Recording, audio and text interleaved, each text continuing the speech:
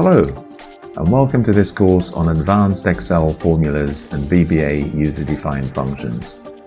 My name is Grant Gamble, and can I say first of all that this course is designed for experienced Excel users. So if you need a refresher on Excel formulas, please check out the course Essential Excel Formulas and Functions. On this course, we'll dive straight in and start looking at advanced Excel formulas. So what makes a formula advanced? Basically, the main attribute of advanced formulas is the combined use of multiple functions within the same formula. So for example, in a basic formula, we might use the left function to extract the first 5 characters from a string. But what if the number of characters to be extracted is not always the same? We may need to come up with several functions which, when combined, will give us the result that we want.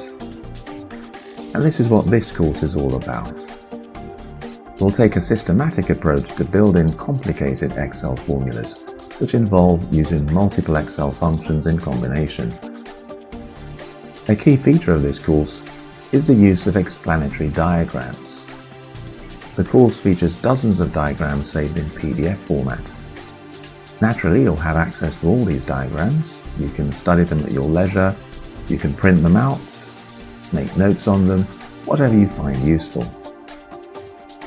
Another key feature of the course is that we'll write our formulas on multiple lines. This makes it easier to read complex formulas since it helps to make it clear when one function is nested inside another.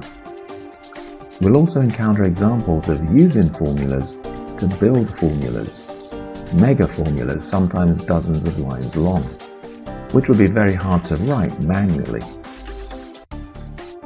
We begin the course by looking at conditional functions, since these are the most versatile of Excel's functions.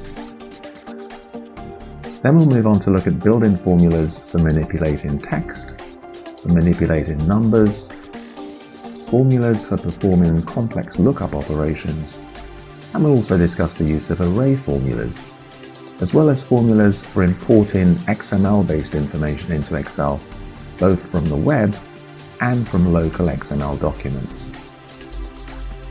And finally, we'll move on to look at the creation of custom functions using VBA.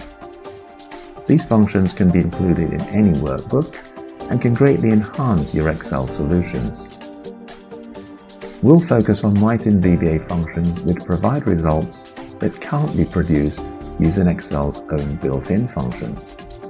For example, displaying the user's Windows logon name, or the names of all the worksheet tabs, or displaying information from the folder in which a workbook is saved.